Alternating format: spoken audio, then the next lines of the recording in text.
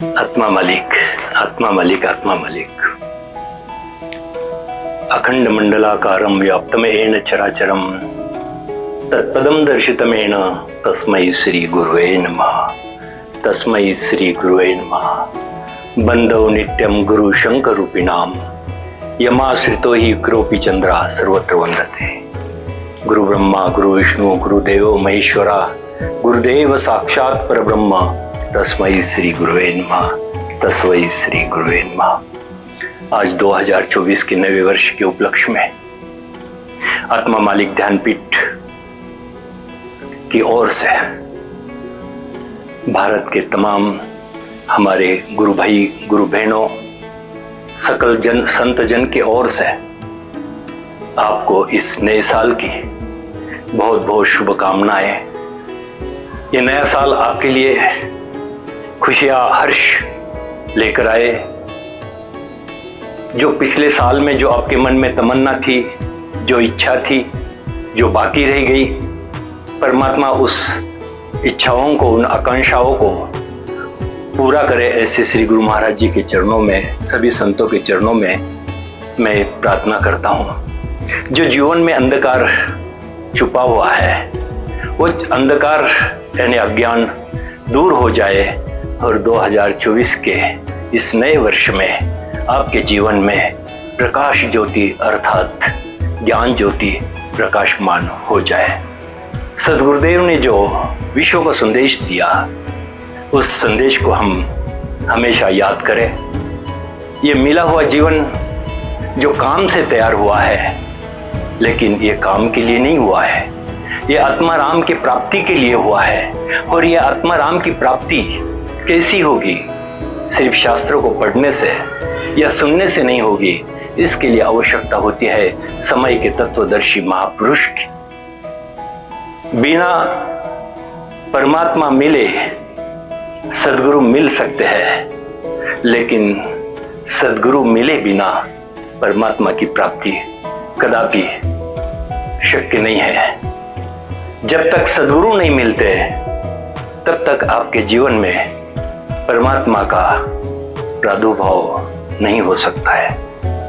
सद्गुरु एक ऐसी कड़ी है जो परमात्मा के साथ भी जुड़ी हुई है और हमारे साथ भी जुड़ी हुई है। जब तक आपके मन में सद्गुरु के प्रति श्रद्धा, विश्वास, प्रेम जगेगा नहीं, सद्गुरु के दर्शन से, सद्गुरु के वचन से वो जग जाता है और फिर हमारा एक हाथ सद्गुरु के हाथ में होता है और सद्गुरु का एक हाथ परमात्मा के साथ होता है। हमारे जीवन में हमारे मस्तक पर सदा सद्गुरु का हाथ रहे, संतों का साथ रहे, तो जीवन इस आध्यात्मिक की जो सफल है, इस आध्यात्मिक जीवन की जो सफर है वो बड़े आसानी से हो सकती है। उसके लिए आवश्यकता है कि हमारे जीवन के अंदर जो अहंकार है, ये अहंकार ही हमारे आध्यात्मिक जीवन में बाधा है। ये जो मैं है, जब मैं निकल जाएगा तो परमात्मा स्वयं प्रकट हो जाएंगे। परमात्मा तो स्वयं प्रकट होने के लिए तैयार है, लेकिन बाधा परमात्मा नहीं है, जगत बाधा नहीं है, हम स्वयं बाधा है। श्री गुरु महाराज जी की कृपा आशीर्वाद से वो हमें सहजता से प्राप्त हो सकता है। इसीलिए कहा है कि जीवन के अंदर गुरु की बहुत आवश्यकता है। जब गुरु मिलेंगे तो ही परमात्मा मिलेंगे।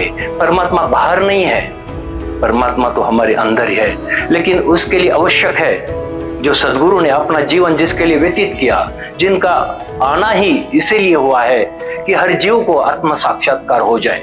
सकल विश्व के हर जीव को आत्म साक्षात्कार के लिए अनिवार्य होता है कि अभ्यास, और वो अभ्यास सद्गुरुदेव ने अपने जीवन काल में शुरू से अभी तक सभी को बांटा है। वो अभ्यास का नाम है आत्मचिंतन। इसी आत्मचिंतन से मनुष्य अपने स्वस्वरूप का दर्शन कर सकता है। सद्गुरुदेव ने इस आत्मचिंतन के द्वारा आपको, हमें, सभी भक्तों को, सभी संतों को इस राज मार्ग पर ले जाकर हमारे अंतिम गंतव्य स्थान तक पहुंचने के लिए सद्गुरु रात दिन यही मेहनत कर रहे हैं, यही कोशिश कर रहे हैं कि हर जीव को स्वस्वरूप का अर्थात आत्म साक्षात्कार हो जाए। परमात्मा बाहर नहीं है, वो हमारे हृदय रूपी मंदिर के अंदर विराजमान है।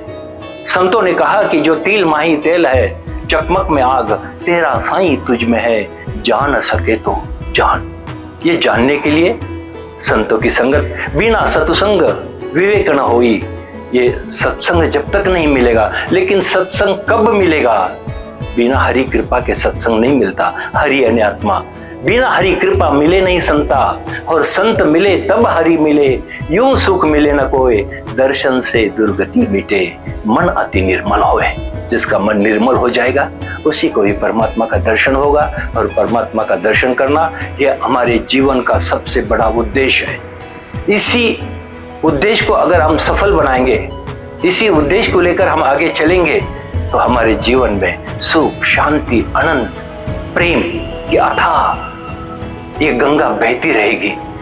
इसलिए आपके चरणों में विनती करता हूं कि आप हमेशा जो सद्गुरु ने बताया हुआ मार्ग है, ये जो साधना है, जो ध्यान है, ध्यान किया तिन सब किया, सकल वेद का भेद, वेदों का भेद ही ध्यान है। 4 वेद, 6 शास्त्र, 18 पुराण यही कहते हैं कि भाई ध्यान करो, ध्यान से ही परमात्मा की प्राप्ति होगी।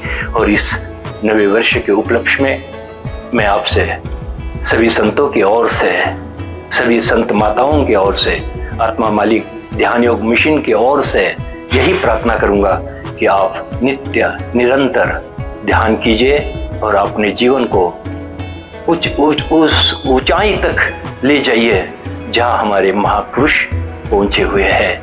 इन्हीं शब्दों के साथ मैं आपको फिर एक बार 2024 के नए वर्ष के उपलक्ष्य में बहुत बहुत शुभकामनाएं देता हूं। परमात्मा आपको सुखी रखे, आनंदी रखे, हर समय आपके मन में परमात्मा के प्रति प्रेम रहे, ताकि परमात्मा भी आपसे प्रेम करे। यही शब्दों के साथ मेरे शब्दों को विराम देता हूं। आत्मा मालिक, आत्मा मालिक, आत्मा मालिक।